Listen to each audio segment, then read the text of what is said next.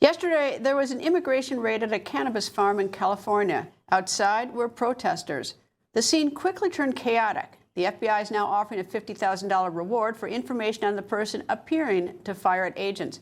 The Department of Homeland Security says agents were executing criminal search warrants. Once inside, Customs and Border Protection found 10 undocumented minors. 8 of the 10 were unaccompanied minors.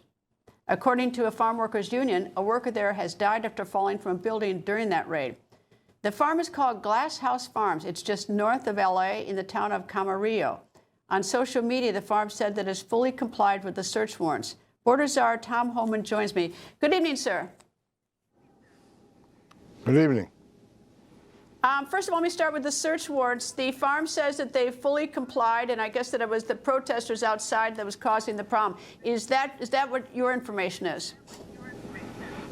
Yeah, I mean, we served the search warrant. The problem was the protesters who quickly became criminals.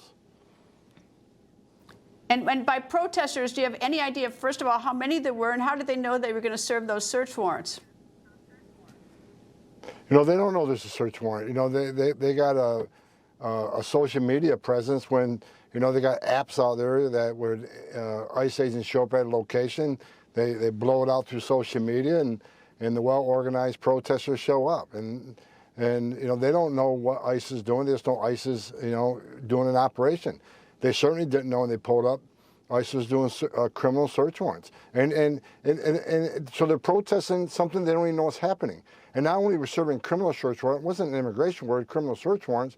We rescued unaccompanied children that were trafficked to the United States also. So, you know, the protesters should take a minute and just ask themselves what ICE is doing. ICE is enforcing law, arresting the worst of the worst, and serving a criminal search warrant. Not doing area control, not out there looking for people different from them. They're serving criminal search warrants, which they are required to do under an operation like this. What happened to the children, the unaccompanied children? The unaccompanied children would be processed and interviewed and turned over to Office of Refugee Resettlement, a division under Health and Human Services, and they'll be interviewed. There'll be forensics interviews and make sure they were safe, make sure they weren't abused, and try to, you know, find out where their parents are and try to reunite them. The area was searched. It is licensed under the state of California. It's illegal under federal law. Is that the crime that brought you in there? What was in the search warrant, the criminal search warrant? What was the crime?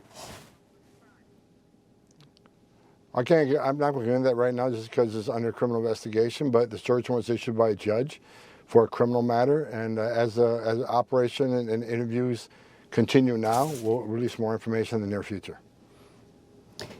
And there are 2 reports. One is that there was an agent shot at, appeared to be shot at, and there's a reward for it. And the second is that somebody died. I think it might have, I don't know if it was a worker or a protester. Can you give me any information on that?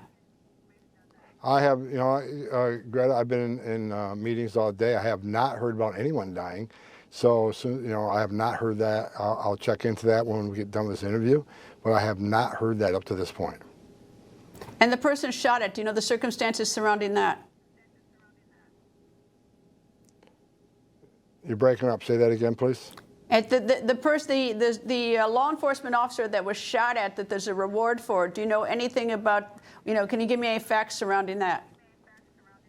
No, all the officers are safe, but they are searching for the person who fired the shots, yes. The protesters that arrived, you know, usually protesters have some sort of common theme. They're all students, or they're all something. I mean, do you have any idea, I mean, who these protesters are? What's the common theme among the protesters? Obviously, they went there because they're protesting your activity, but who are these organized people? You know, they're mostly younger people, and we are doing a deep dive investigation to find out who's funding this. You know, there's been apps created not only to dox ICE agents, but to announce when ICE agents are in the neighborhood, and taking pictures and asking people to show up. There's other apps where people are being paid to show up. So we're doing a deep dive investigation with the Department of Justice to find out, number one, who's funding this, because we'll seek prosecution on them too. But it's well organized. This isn't just happenstance. They got apps out there. They got tracking applications, and we got a lot of people out there just following ICE officers, doxing ICE officers, and this is something that I said 2 months ago. If this rhetoric continues, and the hateful language continues, it's going to elevate to the point where there's going to be bloodshed. And unfortunately, I was right. 3 days ago, there was bloodshed, and a man was killed firing shots at a Border Patrol facility. There's been another incident in Alvarado, Texas, where armed protesters showed up, and an officer was shot there. So, and I'll say it, and I'll keep saying it, this will continue. There'll be more bloodshed if the hateful rhetoric doesn't decrease, especially from members of Congress who compare ICE agents to Nazis, racists, and terrorists. It has to stop. Are you seeing retirement of the Border Patrol or the people, the ICE officers? You seen any retirements because of what's going on? No, I have not. I mean, they're not going to go. They're not going away, and that's a message I want to send to the protesters. Look, you can protest. You have your First Amendment rights. It's protest. And you can hate ICE all you want. You can disagree with ICE's policies and the Trump administration policies all you want, but you can't cross the line. You can't cross the line of threatening an officer, putting your hands off an officer, impeding their operations. Because that's a crime, and we have zero tolerance. We will prosecute. But I ask them, if you don't like the job ICE is doing, then maybe I'll protest Congress. Because ICE is enforcing the laws enacted by Congress and signed by the President.